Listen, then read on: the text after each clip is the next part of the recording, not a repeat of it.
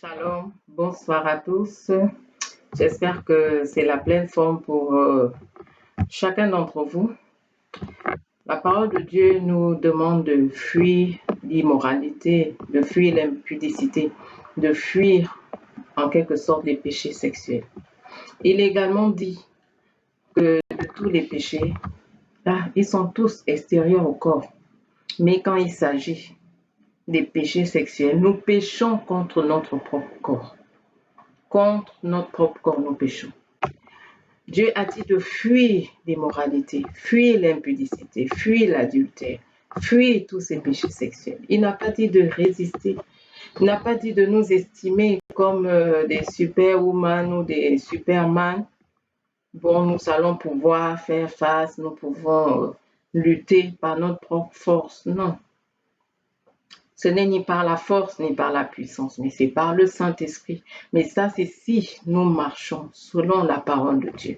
Si nous nous exposons, si nous ouvrons les portes à l'ennemi, si nous nous mettons dans de mauvaises postures, ne pensons pas que nous aurons toujours la grâce de Dieu pour pouvoir nous éviter certaines choses. Si Dieu a dit fuir, nous devons fuir. Si Dieu avait dit de résister, on aurait dit, bon, on va résister parce que Dieu l'a dit. Mais il a dit, fuyez, fuyez, fuyez. Fuyez. Donc, un grand danger, c'est un grand danger. En effet, tous ces péchés sexuels ont des conséquences dramatiques. Des conséquences que nous ne pouvons même pas évaluer. Nous ne pouvons pas, c'est pas possible. Parce qu'il n'y a pas que des conséquences physiques.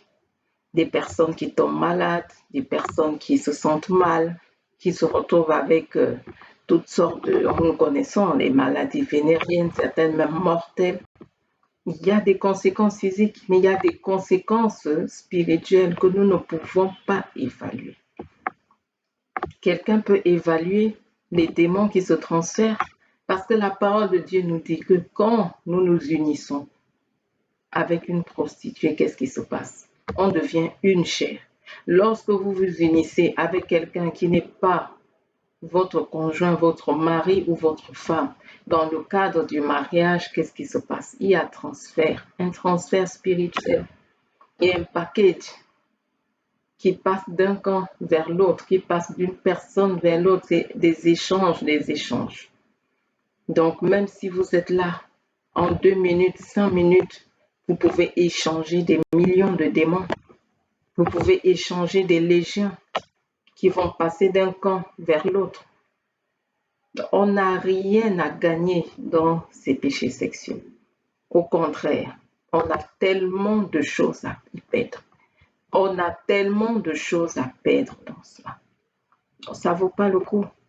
Pour 2 minutes, 5 minutes de plaisir, on va se retrouver enchaînés pendant toute notre vie. On va vendre notre destinée. Combien de personnes ont carrément offert, je dis bien offert, leur destinée? Et ça, c'est offrir dans un plateau à l'ennemi. Vous offrez votre destinée parce que vous allez vous livrer à un homme, parce que vous allez vous livrer à une femme. Vous ne savez même pas qui est cette personne. Ce qu'elle est spirituellement, vous ne savez pas. Parce que le package spirituel, ce n'est pas écrit sur le front. Ce n'est pas rédigé. Chacun marche avec un package spirituel. Bon ou mauvais, le package est là. Mais vous ne savez pas ce que vous allez récolter, ce que vous allez prendre en allant vous unir aux personnes n'importe comment. Ce que la personne va vous transférer. Moi, je pense toujours quand je lis le livre de Samuel, je lis les rois, que si David savait quelles allaient être les conséquences de son adultère, il n'allait pas se lancer dans ça. Tout péché a des conséquences, mais les péchés sexuels ont des conséquences incroyables. C'est pas pour rien que Dieu a dit fuir, de fuir. Il n'y a pas pour un autre péché, Dieu a dit fuir, il dit éviter. Ne faites pas ci, ne faites pas ça. Mais ça, c'est marqué précisément de fuir, comme la peste, comme une maladie terrible. De fuir, de ne pas nous exposer à ces péchés sexuels. Qu'est-ce qui est arrivé à David? David a commis l'adultère. Donc avec la femme d'autrui, il a eu des relations hors mariage. Mais qu'est-ce qui est arrivé? Dieu a pardonné quand il s'est repenti. Mais les conséquences suivent toujours. C'est pas parce que nous allons demander pardon, Seigneur, vraiment je me suis trompé, Seigneur, j'ai fait une erreur, j'ai fait une bêtise. Mais les conséquences ont suivi. Dieu avait pardonné. Mais les conséquences sont effroyables, effroyables. David a perdu le fils qui est né de cet adultère. Il est mort jeune. Ensuite, qu'est-ce qui est arrivé? Déjà à sa propre vie, David, il a dû fuir devant son propre fils Absalom. Son propre fils Absalom qui s'est levé, qui a tué son autre frère de même père, mais pas même mère, Amnon. Il s'est levé, il l'a tué parce qu'il avait violé sa sœur. Donc vous voyez, il y a eu même l'inceste dans la famille, parmi les enfants de David. Tout ça, les conséquences de son péché. Amnon a violé sa sœur. Absalom s'est levé, a vengé donc sa sœur, a tué son frère Amnon. David s'est retrouvé, a dû fuir le palais. Lui qui était roi, fuit le palais comme un mécréant, fuit en pleurant. Et à côté de lui, il y avait des personnes qui se moquaient de lui. Donc il a connu quoi? La honte, il a connu la disgrâce parce qu'il fallait fuir, laisser le palais partir. Ces femmes qu'il a laissées au palais, qu'est-ce qui s'est passé? C'est que ce soit des femmes, que ce soit des concubines. Son propre fils, Absalom, est venu violer ces femmes. Violer toutes ces femmes, sans exception. Vous voyez un peu les conséquences de ce péché, de cet adultère. Et il a payé le prix sur combien d'années? Et sur des générations donc. Donc, il n'est pas lui seul qui a dû subir les conséquences de son adultère. Faisons attention. Quand Dieu demande de fuir l'immoralité sexuelle, de fuir les péchés sexuels, nous devons obéir et ne pas nous exposer, ne pas nous retrouver avec le sexe opposé seul, ne pas ouvrir des portes par des comportements ambigus, des relations ambiguës. On nous téléphone avec le sexe opposé, on n'est pas trop clair, on s'amuse à dire n'importe quoi, on s'amuse à faire n'importe quoi. Ça a des conséquences. Il y a des paroles qu'on ne peut sortir qu'à son conjoint ou à sa conjointe. Mais quand tu commences à t'amuser avec les amis sur Facebook, on se dit n'importe quoi, les amis sur les réseaux sociaux, il y a des femmes même mariées qui se déshabillent, montrent leur nudité à des amis sur les réseaux sociaux. Mais après, elles se retrouvent possédées, elles se retrouvent avec des problèmes insolubles. Parce que quoi? Elles n'ont pas fui face au péché sexuel. Quand on parle à certaines personnes, on leur donne cet exemple de David, ils vont vous dire, bon, ça c'est l'Ancien Testament où il fallait. Non, faisons attention. Tout péché a ses conséquences. Tout péché devant Dieu a ses conséquences. C'est pas pour rien que Dieu a établi des lois. Il a dit, je mets devant toi la vie et la mort. Choisis la vie afin de vivre. Je mets devant toi la vie et la mort. Nous avons toujours devant nous la vie, la mort. C'est à nous de faire le choix. Toujours devant nous se présente le bien et le mal. C'est à nous de choisir. Devant Adam, Ève, il y avait le bien, il y avait le mal. C'était à eux de choisir. Ils ont fait le choix qu'ils ont fait. Nous, jusqu'à aujourd'hui, on subit les conséquences. La terre tout entière subit les conséquences. Devant nous, il y a toujours le bien, il y a toujours le mal. Qu'allons-nous choisir? Qu'allons-nous décider de prendre? Allons-nous décider de choisir la vie afin de vivre ou décider, je vais m'offrir 5 minutes de plaisir et après pleurer pendant 20 ans, pleurer 30 ans, pleurer peut-être toute une vie parce qu'on a tout galvaudé, parce qu'on a gâché, on a vendu sa destinée? Il y a des gens qui n'ont pas pu se remettre de ces choses-là, qui n'ont pas pu. Mon mari n'arrête pas de faire son témoignage de comment il s'est donné au Seigneur. Et qu'est-ce qui s'est passé? La tentation.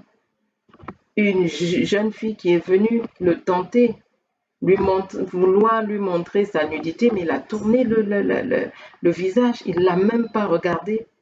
Quand elle a terminé, bon, on peut partir. Parce qu'elle a vu, bon, lui, il est maintenant dans le Seigneur. Je vois que son histoire, là, c'est sérieux. Il n'est pas très intéressé par cette vie de péché-là. Mais quelques années après, cette fille est décédée de sida. Sida, c'était pas marqué sur son front. Si c'était dit, bon, attendez, je vais m'offrir quand même 5 minutes de relâchement, 5 minutes juste, j'ai donné ma vie au Seigneur, bon, mais bon, je peux encore m'offrir une petite détente et après je vais me repentir. C'est qui n'est pas là vivant aujourd'hui. C'est qui n'est pas là à prêcher. Bon, vous voyez un peu, vous ne savez pas qui est en face de vous. J'ai dit, ce n'est pas marqué sur le front de quelqu'un sida, maladie vénérienne. Ce n'est pas marqué sur le front. Il faut dire, voilà, on va faire le tri. Et ce n'est pas marqué sur le front, voilà son package spirituel négatif. Ce n'est marqué sur le front de personne. Ou que vous allez voir à distance, bon, voilà, il y a un laser qui passe et qui va nous montrer, ok, voilà son état.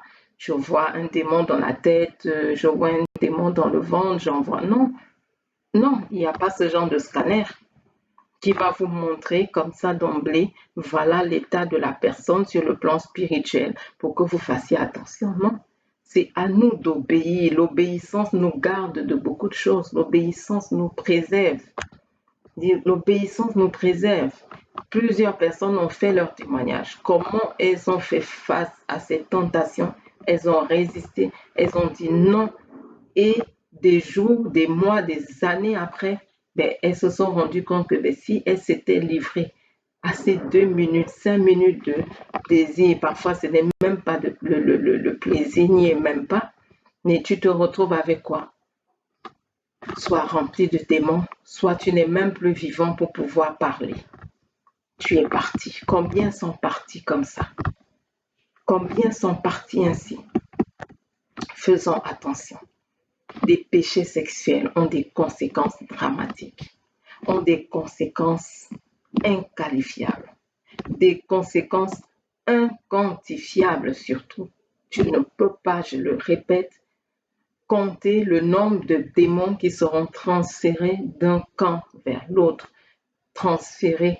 C'est pour ça que ceux qui parfois sont chrétiens et qui chutent dans l'immoralité sexuelle, qui chutent dans ces péchés sexuels, c'est parfois difficile, très difficile de pouvoir faire leur délivrance, les ramener encore sur le droit chemin, les ramener complètement dans les voies du Seigneur.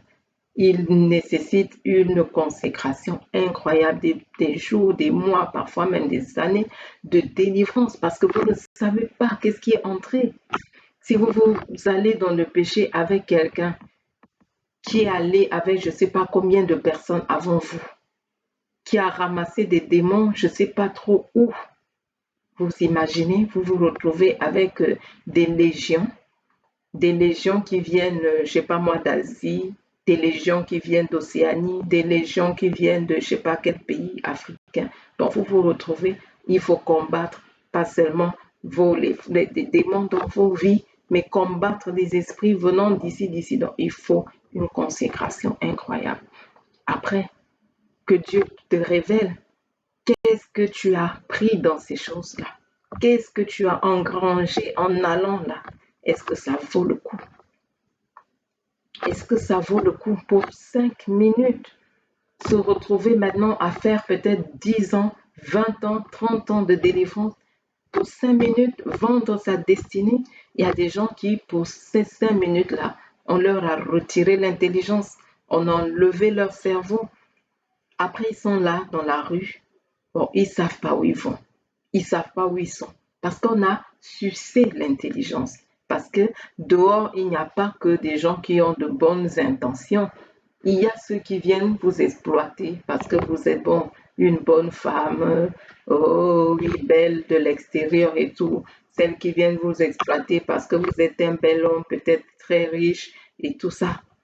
Mais Vous ne savez pas d'où viennent les personnes. Vous ne savez pas quels sont les rituels qu'elles ont pratiqués avant de venir.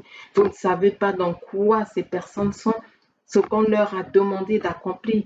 Beaucoup en venant, c'est parce que dans leur rituel, on leur a dit d'aller, il te faut tel type de femme. Peut-être il te faut une femme claire. Il te faut aller avec une femme qui a tel background, une femme qui a telle ou telle identité, femme de tel pays. Vous ne savez pas ce qu'ils ont fait comme alliance.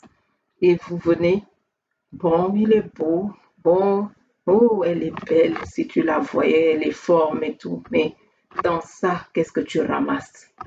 Dans ça, tu sors de ça avec quoi?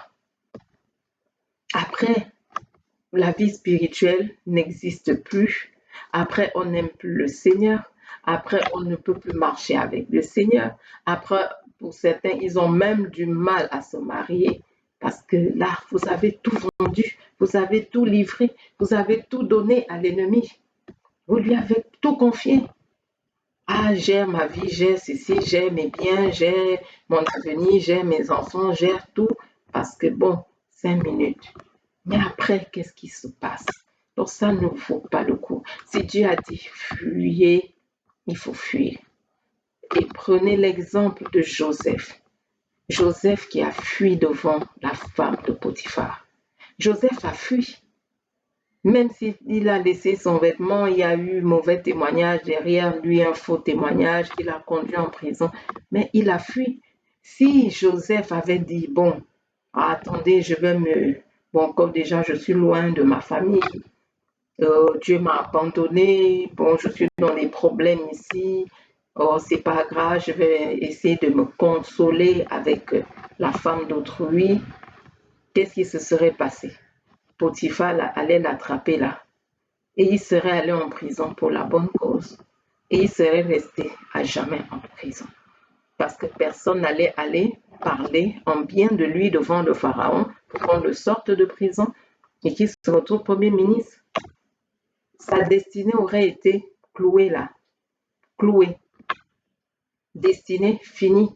Ils sont en prison à vie pour 5 minutes de plaisir parce que bon, oh, j'étais abattu, oh, j'étais déprimé. Oh, si tu es abattu, si tu es déprimé, si tu passes par des moments difficiles de ta vie, la consolation, ce n'est pas d'aller coucher avec des gens n'importe où. La consolation, c'est de prendre la parole de Dieu, la lire, méditer, prier, chanter, invoquer Dieu. Voilà notre consolation parce que Dieu est notre source, c'est lui, notre source, c'est chez lui que nous allons nous ressourcer. La consolation, ce n'est pas parce qu'on va aller coucher à gauche, à droite avec n'importe qui, n'importe comment. Non, la consolation est en Jésus. Donc Joseph aurait gâché sa vie bêtement alors qu'il avait une grande destinée, lui qui était appelé à être premier ministre, à être au-dessus de tout en Égypte, qu'il y avait au-dessus de lui, là, s'il n'y avait que le pharaon, c'est lui qui gérait tout. Donc là, il allait gaspiller tout ça parce que, bon, j'ai voulu me consoler avec cette femme-là. J'étais déprimée, oh, j'étais mal, oh, j'avais besoin d'un consolateur. Non, le consolateur, c'est Jésus. Si tu as besoin de consolation, appuie-toi sur lui. Tu as besoin là, tu as des larmes, tu pleures, qui peut essuyer tes larmes? C'est Jésus. C'est pas parce que tu vas aller passer 5 minutes avec une femme, passer 5 minutes avec un homme qui n'est pas ton mari, qui n'est pas ta femme, que tu vas être consolé. Je suis désolée. Tu sors de là même encore avec la culpabilité. Tu sors de là rempli de démons. Tu sors de là, tu as tout vendu au diable. Tu sors de là, tu laisses ta destinée dans cet acte. Tu laisses ta vie dans cet acte. Tu laisses ton avenir dans cet acte. Tu laisses tes enfants, ta progéniture, comme l'a fait David, dans cet acte. Est-ce que ça vaut le coup? Réfléchissons ensemble. Est-ce que ça vaut le coup? Ça ne vaut pas le coup. Quel que soit notre état, consolons-nous en Dieu. Consolons-nous en Jésus. Je me souviens, il y avait une dame qui me disait, elle passait par des temps impossibles avec son mari, elle en avait marre, elle était épuisée, Psychologiquement, moralement, c'était des temps très difficiles dans son foyer. Et qu'est-ce qu'elle a fait? Elle s'est tenue devant le Seigneur, elle a dit, bon Seigneur, là, j'en ai marre. Ça fait déjà 2, 3, 4 semaines, mon mari ne me regarde même pas, ne me touche pas, voilà, c'est compliqué dans la maison, je ne peux pas continuer comme ça. Je vais aller trouver la consolation chez un homme. Et Dieu lui a répondu d'emblée d'art. Dieu lui a dit, ok, vas-y, et je vais te frapper correctement. Oui, Dieu dit qu'il jugera les débauchés et les adultères. C'est sa parole. Si Dieu a dit qu'il jugera les débauchés et les adultères, le jugement tombe sur les débauchés et les adultères. Si Dieu a dit que le lit conjugal ne doit pas être souillé, nous ne devons pas souiller le lit conjugal. Non, Dieu jugera les débauchés et les adultères. Si tu es avec la femme d'autrui, le mari d'autrui, si tu vis avec quelqu'un qui n'est pas ton mari, ou même si vous ne vivez pas ensemble, vous vous retrouvez, vous avez des relations sexuelles intimes, arrête dès maintenant. Repens-toi. Repentance, c'est quoi? Je décide dès maintenant que j'arrête. Je mets un terme à cela.